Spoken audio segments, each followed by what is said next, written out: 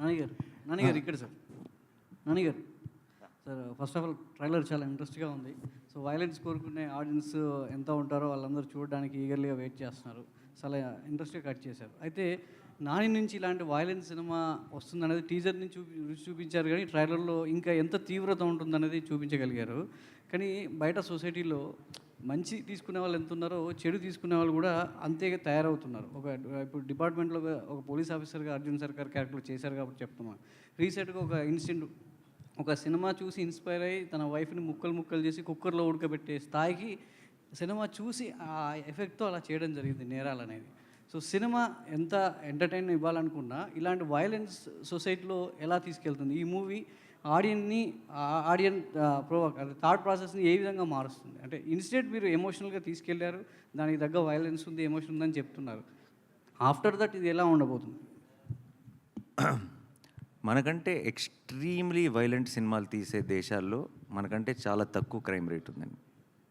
And అది it is there on Google, మీరు check చేసుకోవచ్చు.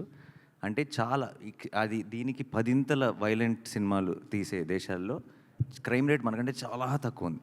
సినిమాలు చేయవండి, అది మన బుద్ధి సరిగ్గా ఉండాలి ఏ విషయంలో అయినా సరే. అండ్ సినిమాలో మీరు ఓవరాల్గా నేర్చుకోవాల్సింది ఏంటి, చెడు చేసిన వాళ్ళందరూ, తప్పు చేసిన వాళ్ళందరూ are having a bad finish in the film. ధర్మం కోసం నిలబడినాడే కదా చివరికి గెలుస్తుంది. అలా అయితే అసలు సినిమా అన్నది it is obviously we have a responsibility. And ఆ రెస్పాన్సిబిలిటీ మేము అది ఎంత అప్లై చేసామనేది మీకు రేపు సినిమా చూసినప్పుడు అర్థమవుతుంది. బట్ వైలెన్స్ చూపించేస్తేనే సొసైటీ పాడైపోతుంది అనుకుంటే దెన్ మీకు there are lot of other films. ఇది ఒక జానర్ ఫిలిం ఇది కనీసం, బికాస్ దీనికి ఇట్స్ అ క్రైమ్ థ్రిల్లర్, దీంట్లో వైలెన్స్ అయిపోతుంది. బట్ చాలాసార్లు అవసరం లేని చోటు కూడా చేస్తాం. అది మేబీ దాన్ని అడ్రస్ చేయాలి మనం. అంటే కొన్ని క్రైమ్ కేసెస్లో ఇన్వెస్టిగేట్ పార్ట్లో సినిమాలు కూడా క్రైమ్కి దోహదపడుతున్నాయి. సినిమా పేర్లను డిపార్ట్మెంట్ ఇన్వెస్టిగేషన్లో ఈ సినిమా చూసి ఇతను ఇలా చేశాడనేది డిపార్ట్మెంట్ ఎంక్వైరీలో కూడా బయటపడుతుంది. సో అట్లాంటి సందర్భంలో అంటే నాని నుంచి ఇలాంటి ఎక్స్పెక్ట్ చేయము, బట్ ఇలాంటి సినిమా వస్తున్నప్పుడు ఆ లిస్ట్లో ఈ సినిమా పేరుంటే బాగోదు కదా అనిపిస్తుంది. ఇక అది వాడెవడో సినిమా చూసి ఏదో చేశాడని చెప్పి మనం ఏం చేస్తామండి.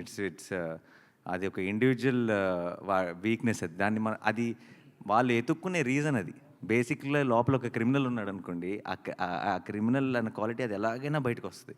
అదేనా వాడికి ఏదో ఒక రీజన్, వంక కావాలంతే. ఆడు వెతుక్కునే వంక అది తప్పితే సినిమా చూడటం వల్ల వాడు అలా చేశాడు అన్నది అసలు ఆ పూర్తి అబద్ధం. అది